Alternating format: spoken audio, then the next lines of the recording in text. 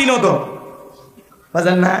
মাঝে মাঝে বউকে নিয়ে হালাল বিনোদন করবেন, বউকে নিয়ে কক্সবাজার চলে যাবেন, পিকনিক স্পটগুলোতে যাবেন যেখানে ভদ্রলোকেরা যায়। কথা কন, হালাল বিনোদন বুঝেন না? বউকে বোরকা করায়, পর্দা করায় কক্সবাজার নিয়ে যাবেন, যা বলবেন বিবিরে তাকায় দাও কি সুন্দর সমুদ্রের ঢেউ, আশেপাশে নাই তো কেউ, দাঁড়িয়ে আছে মানে শোনাবো, বউ খুশি হয়ে যাবে। মাঝে মাঝে বউকে নিয়ে এখানে সেখানে ঘোরাফেরা করবেন, মহিলারা ঘোরাফেরা করলে খুশি হয়। কথা বোঝেন নাই? বোঝেন নাই? এই জন্য বাজান বোরকা পরায় ঘুরবেন। আমি কি বলছি যে সমুদ্রের সৈকতে হাফ প্যান্ট পরে গোসল করে তাহলে গুনাহ হবে? বোঝেন না আমার ভাইয়েরা? হালাল বিনোদন করতে কোনো বাধা নাই। এইবার যখন ফেরাউনের সেনাবাহিনী সিন্দুকটা তুলে ফেরাউনের কাছে নিয়ে গেছে, ফেরাউন ডেকে বলে সিন্দুকটা খোলো তো দেখি। সিন্দুকটা যখন খোলা হলো, সবাই তাকায় দেখে, মনে হয় আকাশের পূর্ণিমার চাঁদ সিন্দুকের ভিতরে ধরা দিয়েছে। আল্লাহু আকবার।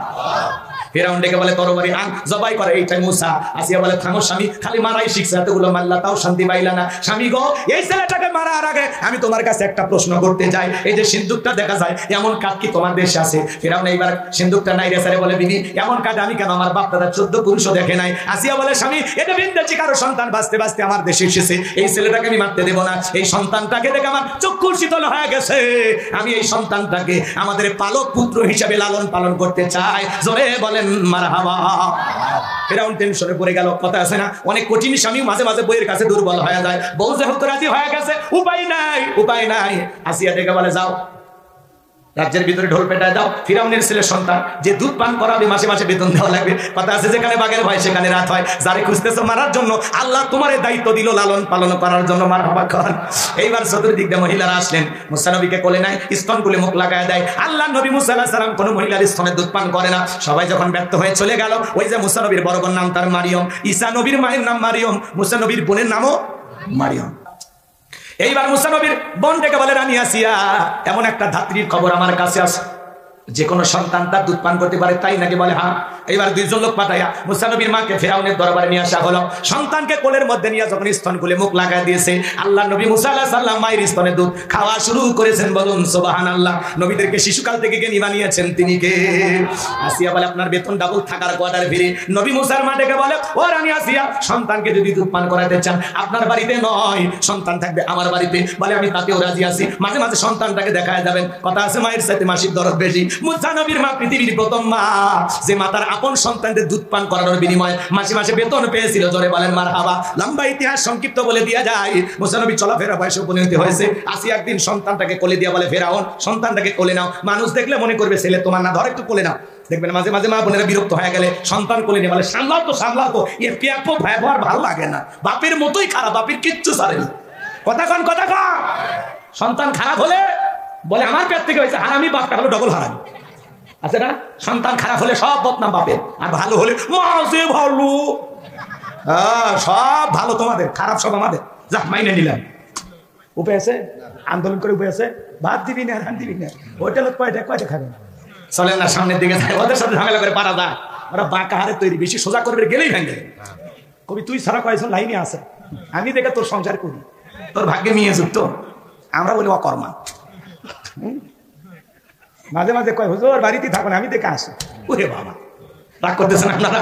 চলেন না বাজান সামনের দিকে যায়। মন খারাপ করবেন না, আমি গুনাহগার যে কথা বলতে চাই, হৃদয়ের কান পেতে কথাগুলো শুনে যান বাজার। এইবার আসিয়া সন্তান কোলে দিয়ে চলে গেল। নবী মুসার কি সুন্দর মায়াবী চেহারা, কি সুন্দর মিষ্টি মিষ্টি দেখতে, কি যে মায়াবী। ফিরাউন কাফের হওয়ার পরে অন্তর গই লেগেছে, একটু চুমা খায়, আদর করবো। ছোট ছোট বাচ্চা দেখে আদর করতে মনে যায় না? কথা কয়। এইবার চুমা খাওয়ার নিয়ত যখন ঠোঁটটা বাড়াইছে, খুশি হাত দিয়া নবী মুসা এমন একটা থাপ্পড় বসায় দিয়েছে বাজান, চিৎকারে বেড়া উঠছে। আশেপাশের সেনাবাহিনী নেতা কর্মী যারা আছে দৌড়ে আসে, বলে নেতা এত জোরে চিৎকার মেলেন, ব্যাপারটা কি? ছেলে যে থাপ্পড় মারছে জনগণের সামনে বললে কি ইজ্জত থাকে? তখন বলে আমার বাড়ি, আমি চিল্লাইছি, তোদের ডাকছি, যা দূর হয়ে যা, চোখের সামনে থেকে সরে যা। ওদেরকে তাড়িয়ে দেওয়ার পরে চিৎকার মেলে ডাক দেয়, বলে আসিয়া রে, আয় আয় আয়। কি হয়েছে? চিল্লাওকে সারের মতো কয় চিল্লাবো না, এর চোখে মুখে যে আগুন দেখছি রে আসিয়া, এ বুঝা ছাড়া কেউ না, তাড়াতাড়ি তরবার দিয়ে দে, পত্রের শত্রুটাকে জবাই করে দূর করি। আসিয়া বলে কি করেছে এই ছেলে? বলে এই ছেলেটা আমার গালে থাপ্পড় মারছে। আসিয়া বলে ঢং করা জায়গা পাও না, এই ছোট মানুষ কোনোদিন গালে থাপ্পড় মারতে পারে? ফিরাউন তখন ডেকে বলে বিবিরে তোরে কেমনে বোঝাবো, গাল তো তোর ছিল না, গাল ছিল আমার, মজা কি আমি টের পাইছি। এর থাপ্পড়ের ওজন বুঝা দেয়, এই ছেলেটাই ভবিষ্যতে মুসা হবে। আল্লাহু আকবার বলে। অনেক লম্বা ইতিহাস এই জায়গা আছে, আমি আর বলতে পারলাম না। এইবার চলে গেলাম নবী মুসার বয়স হয়ে গেছে 25 বছর। কয় বছর? আচ্ছা শুরু করছি, ফিরাউন সিয়ারত হয়ে যাবে ভাই ওর পতন ঘটে যাওয়া লাগবে। কথা কন, হ্যাঁ চেয়ারের থেকে নামিয়ে যাবো, যত টাইম লাগে লাগবো। কথা কন, থাকবি লাগে থাকবি। এইবার দুই কিপ্তির মধ্যে লাগছে ঝগড়া। নবী মুসা আলাইহিস সালাম 25 বছরের টকবগে যুবক, যা বলে কি রে কিপ্তি, সব জায়গায় নেতারা গরম দেখাস, দেখেন না ছোট ছোট পাতি নেতারা গরমে থাকা যায়। কয় আমারে চিনিস, আমি অমুক নেতার আপন খালাতো বোন, তার ছোট মেয়ে বিয়ে করেছি, কি হাইব্রিড পরিচয়। ছোটখাটো পাতি নেতা সেই জ্বলে ওঠে, বেশি জ্বলবো বেশি মরবো। কথা কয় না, বেশি মারা ভালো না।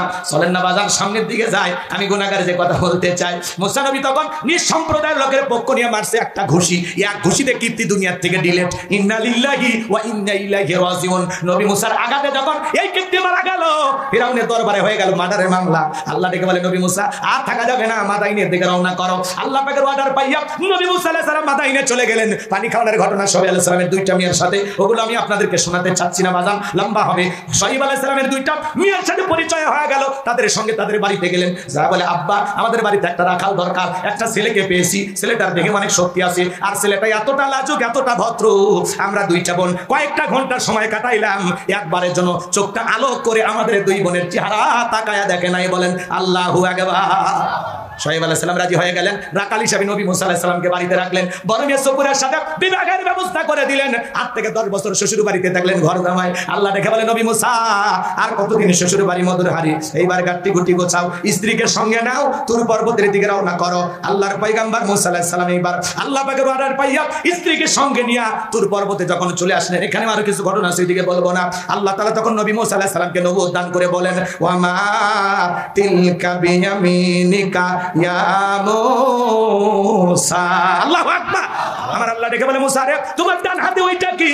আল্লাহর নবী মুসা আলাইহিস সালাম জবাব দিয়ে বলেন ক্বালা হিয়া আসায়া আতাওয়াক্কালু আলাইহা ওয়া আহুশু বিহা আলা গনামি ওয়া লিয়া ফিহা মাআরিব উখরা। দেখে বলেন আল্লাহ আমার হাতে এটা লাঠি, এইটার উপর ভর দিয়ে চলি, ছাগলের জন্য পাতাবাড়ি ইত্যাদি ইত্যাদি অনেক অনেক কাজ করি। আল্লাহ ডেকে বলে পয়গম্বর মুসা প্রশ্ন করলে আমি একটা জবাব দাও, যাবে একটা। নবী মুসা আলাইহিস সালাম কথা বলেন কার সাথে? আল্লাহর সাথে কথা বলতে মজা আছে না নাই? যুবক মজা আছে না নাই? একটা মেয়ে যদি রং নাম্বারে কোনো ভূমিকা নাই, ডাইরেক্ট ওয়াজ। আল্লাহর কোরআন থেকে কথা বলে কার কোনো সমস্যা আছে?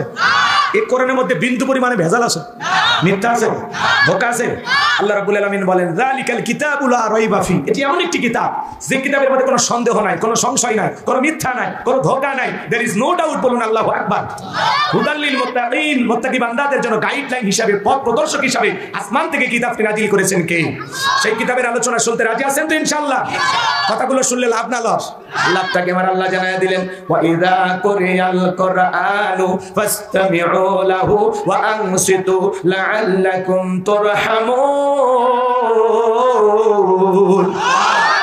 সূরা আরাফ আয়াত নাম্বার 204 আমার আল্লাহ রাব্বুল আলামিন জানিয়ে দিলেন তোমার সামনে যখন কোরআন পাঠ করা হয়, কোরআনের আলোচনা করা হয়, চুপ করে কান লাগিয়ে মনোযোগ সহকারে কোরআনের কথাগুলো শ্রবণ করো। যারা চুপচাপ কোরআনুল কারীমের কথাগুলো শ্রবণ করবে, আমার আল্লাহ রাব্বুল আলামিন আসমান থেকে তাদের উপরে আল্লাহর রহমত বৃষ্টির মতো নাজিল হবে। বলুন সুবহানাল্লাহ।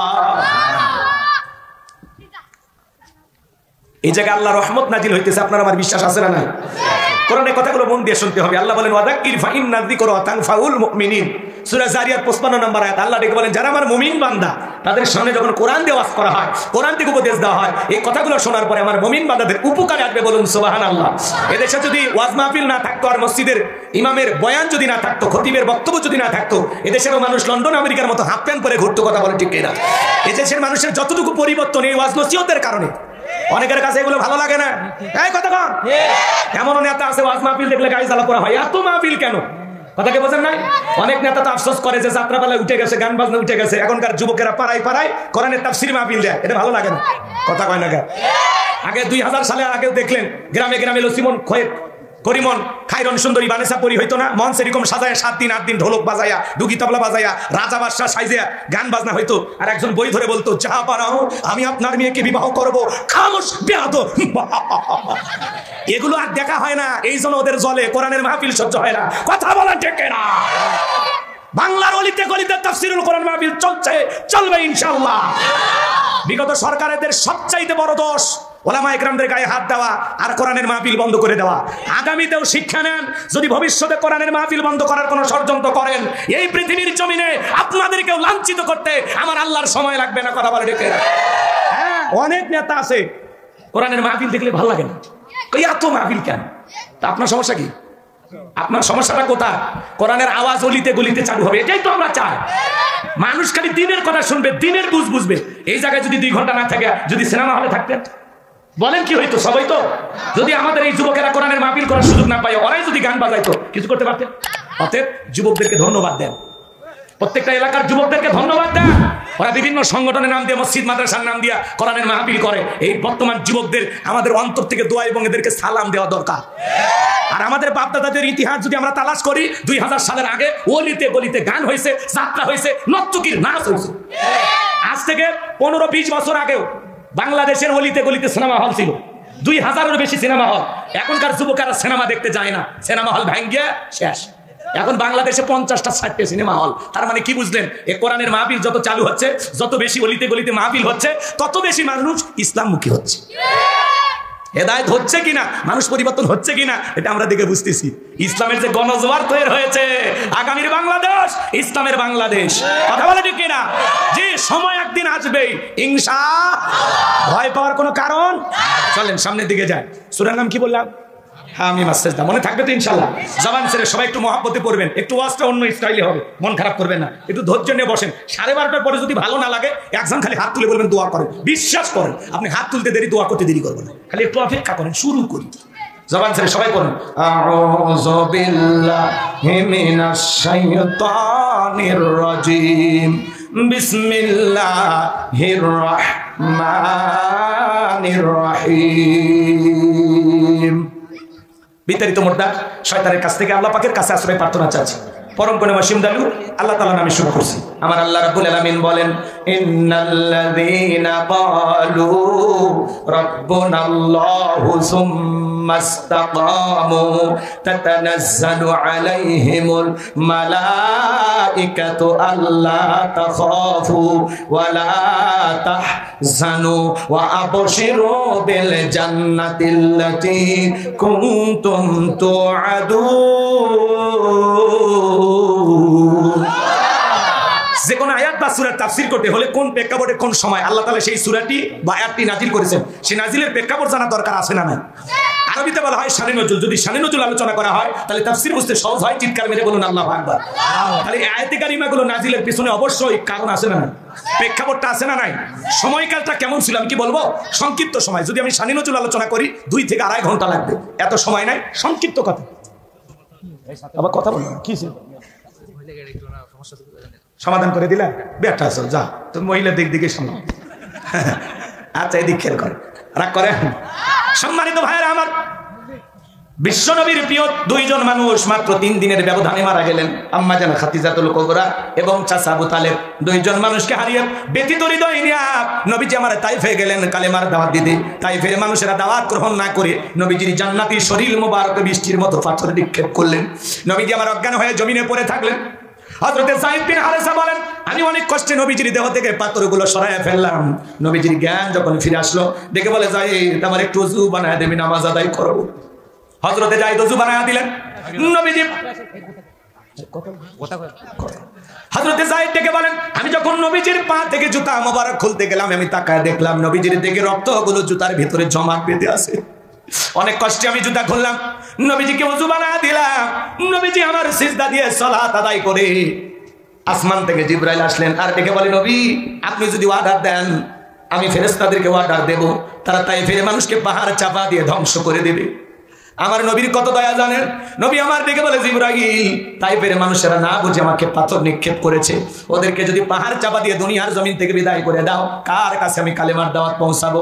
আমি আমার তাইফের মানুষদেরকে মন থেকে মাফ করে দিলাম, তুমি আল্লাহ তাআলাকে জানায় দাও, আমার আল্লাহ যেন তাইফের মানুষদেরকে মাফ করে দেয়। আমার ভাইয়েরা গভীর মনোযোগ দিয়ে শুনবেন। ব্যথিত হৃদয় নিয়ে রক্তাক্ত শরীর নিয়ে নবীজি বাড়িতে চলে আসলেন।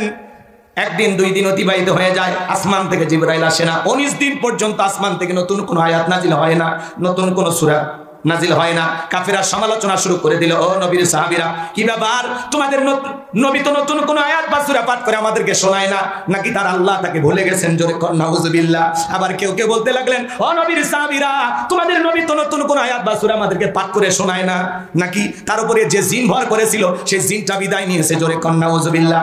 এইভাবে তারা সমালোচনা করতে লাগলো। সাহাবায়ে কেরাম মনে মনে কষ্ট পায়, কিন্তু বিশ্ব নবীর সামনে কেউ প্রকাশ করে না। 19 দিন পরে আল্লাহ তাআলা তখন এই পাওয়ারফুল আয়াতে কারিমা গুলো নাজিল করলেন। জিবরাইলের মাধ্যমে আমার আল্লাহ তাআলা জানিয়ে দিলেন, ইন্নাল্লাযীনা ক্বালু রাব্বুনাল্লাহ। আমার আল্লাহ রাব্বুল আলামিন বলেন, নিশ্চয় যারা বলে আমাদের রব আল্লাহ, সুম্মা ইসতাকামু, এই কথার উপরে যারা ইস্তেকামাত অবিচল অটল থাকে, তাতানাজ্জালু আলাইহিমুল মালাইকা, আসমান থেকে তাদের উপরে ফেরেশতা নাজিল হয়। ফেরেশতা নাজিল হয় 3 সময়। ফেরেশতা এসে বলবে, আল্লাহ তাখাফু, ভয় পেও না, ওয়ালা তাহজানু, চিন্তা করো না, ওয়া আবশিরু বিল জান্নাতিল্লাতী কুনতুম তুআদুন, তোমাদের যে জান্নাতের প্রতিশ্রুতি, যেই জান্নাতের ওয়াদা দেওয়া হয়েছে, সেই জান্নাত পেয়ে তোমরা আনন্দিত হও, সেই জান্নাত তোমরা গ্রহণ করো। চিৎকার মেরে বলুন সুবহানাল্লাহ। এটা হলো আয়াতের সরল অনুবাদ। মনোযোগ দিয়ে শুনেন, আল্লাহ তাআলা আয়াতের শুরুতে কি জানিয়ে দিলেন?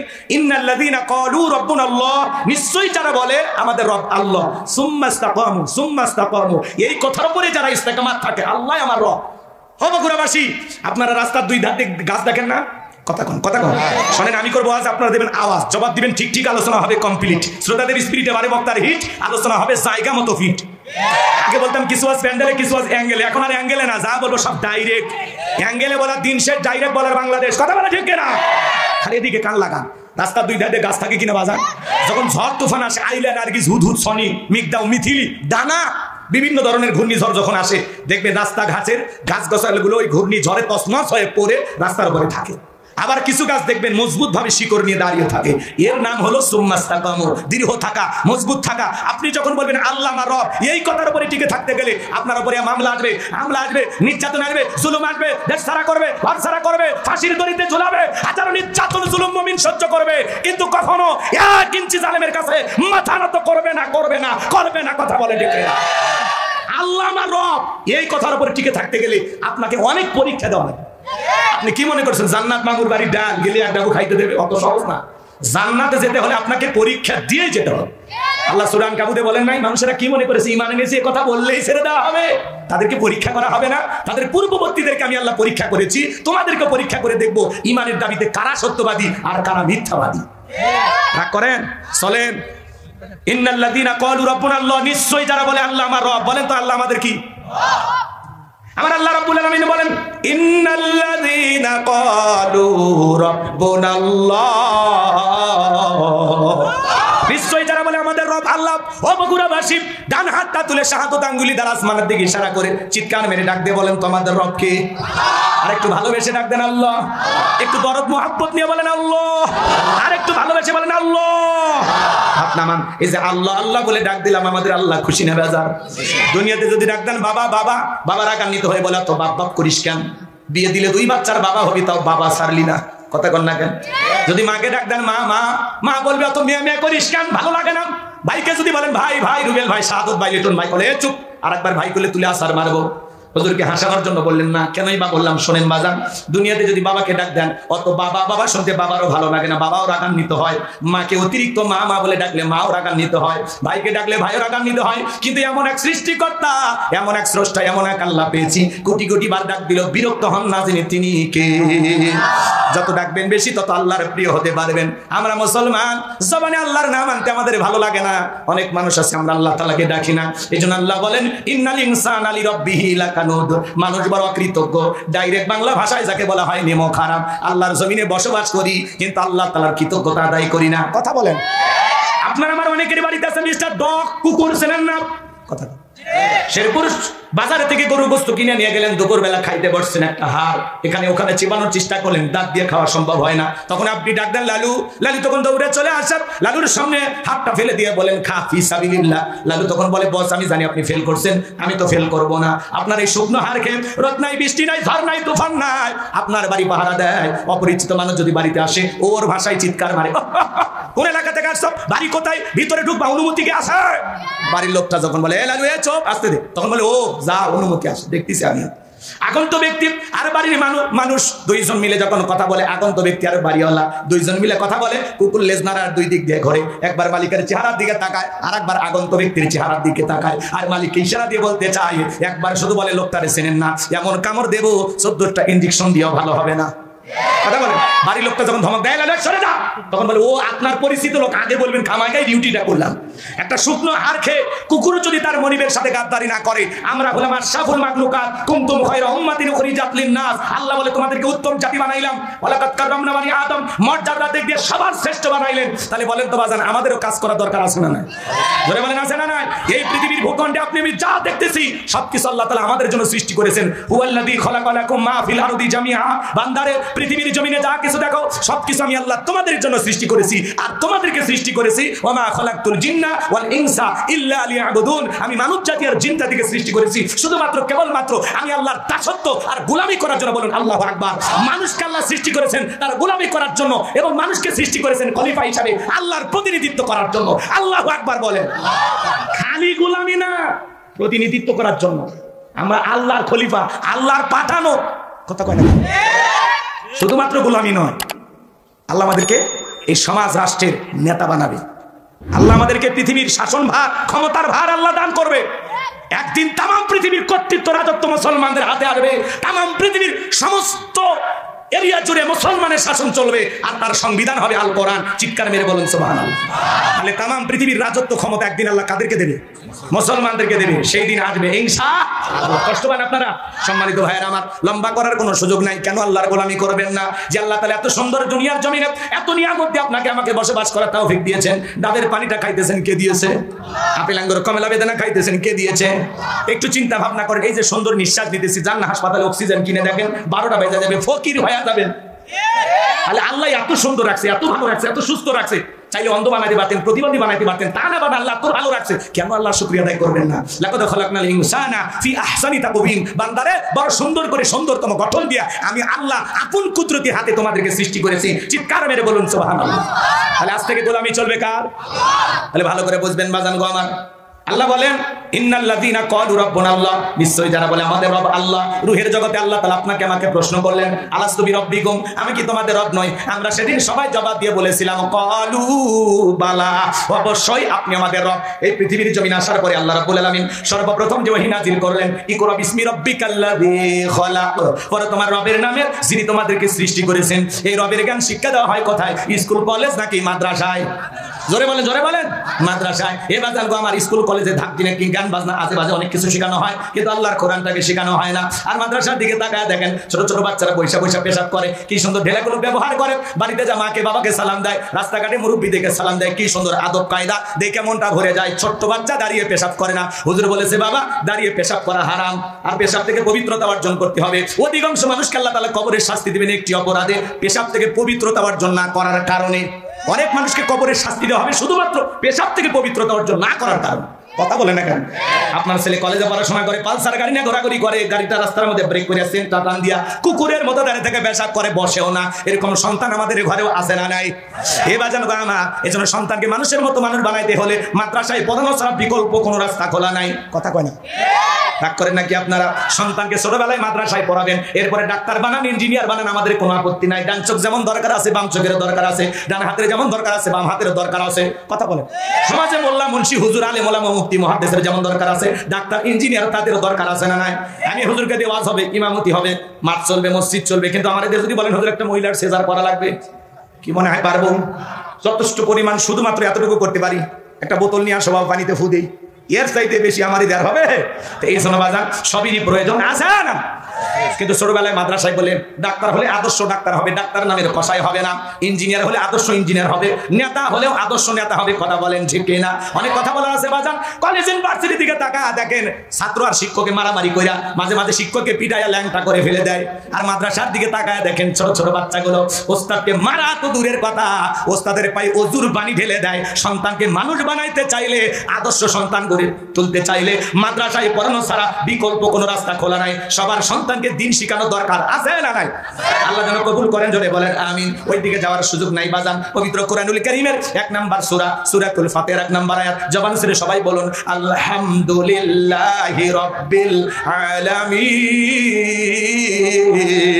সমস্ত প্রশংসা, যাবতীয় প্রশংসার একমাত্র মালিক তিনি, সৃষ্টিগুলোর রব, আমাদের প্রতিপালক, আমাদের আল্লাহ যিনি। এই আয়াতের ভিতরে রব শব্দ আছে না নাই? আপনি আমি যখন রুকুতে চলে যাই কি তাসবিহ পাঠ করি? সুবহান রাব্বিয়াল আযীম, সুবহান রাব্বিয়াল আযীম। রব শব্দ আছে না নাই?